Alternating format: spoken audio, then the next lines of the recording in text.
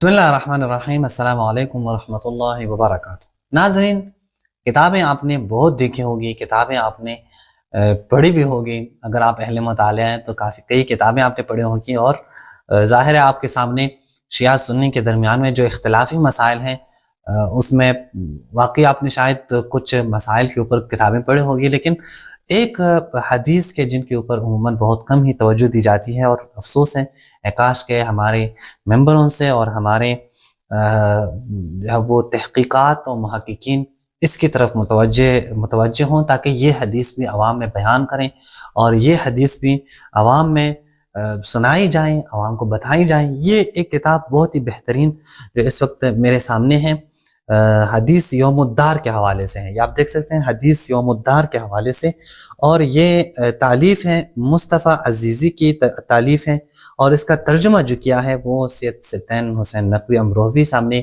ترجمہ کیا ہے، جو کہ پاکستانی عالم دین ہے ہمارے دوستوں میں سے ہیں، اور انہوں نے بہت ہی اچھے انداز میں، ظاہر ہے یہ مترجم ہیں، کئی کتابوں کے انہوں نے ترجمے کیے ہیں، اور ان کا ترجمہ بھی بہت ہی زبردست ترجمہ ہے، خود اہل ادب بھی ہیں، تو ظاہر ہے ان کا ترجمہ کافی بہترین ہے۔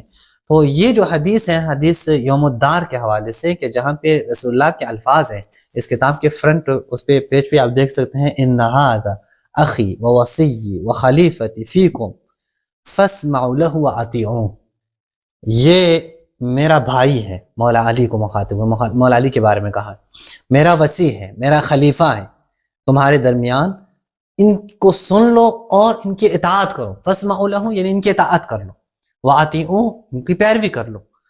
یہ واضح دلیل ہے امام علی کے امامت کے اوپر، یہ واضح دلیل ہے امام علی کی خلافت کے اوپر۔ یعنی اس سے زیادہ واضح الفاظ کون سے ہیں کہ جہاں پہ امام کے بارے میں رسول اللہ فرماتے ہیں صلی اللہ علیہ وآلہ، اخی میرا بھائی ہے، میرا وصی ہے، میرا خلیفہ ہے، تم لوگ ان کی اطاعت کرو۔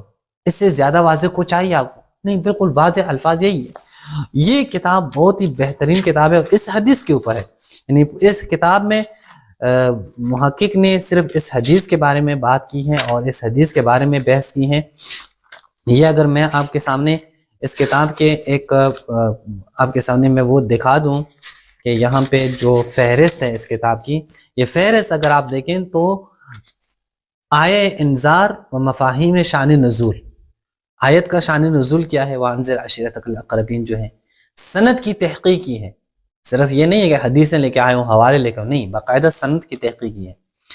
مستشرقین اس روایت کے بارے میں کیا کہتے ہیں، حدیث کے بارے میں کیا کہتے ہیں، اسی طرح حدیث کی دیگر صورتیں جو ہیں وہ کیا ہیں، یہ حدیث شیعہ منابع میں کہاں کہاں پہ موجود ہے وہ پھر ذکر کیے ہیں، ترجیح و تحلیل کیے ہیں، تفسیری منابع ذکر کیے ہیں، حدیثی منابع، حدیثی کتب ذکر کیے ہیں، تاریخی کتب ذکر کیے ہیں۔ اس حدیث میں کیا تحریف ہوئی ہے، بہت بہترین ہے۔ میرے خیال میں اگر آپ یہ کتاب پڑھ لیں، جو زیادہ بھی نہیں ہے، 150 صفحے 162 صفحے ہیں، کوئی اتنی زیادہ کتاب نہیں ہے، اگر بڑی کتاب نہیں ہے، اگر آپ چاہیں تو جو ہے وہ ایک دن میں ہی آپ پڑھ سکتے ہیں، باقاعدہ دقت سے بھی آپ چاہیں تو پڑھ سکتے ہیں جلدی۔ جو اہل مطالعہ ہیں تو ان کے لیے تو 162 صفحے کچھ بھی نہیں ہے۔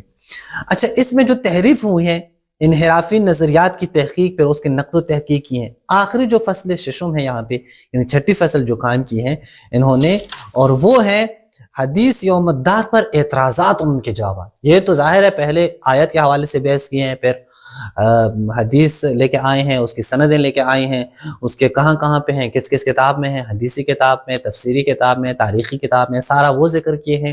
پھر اس کے حدیث میں جو تحریفات واقع ہوئی ہیں وہ بیان کیے ہیں۔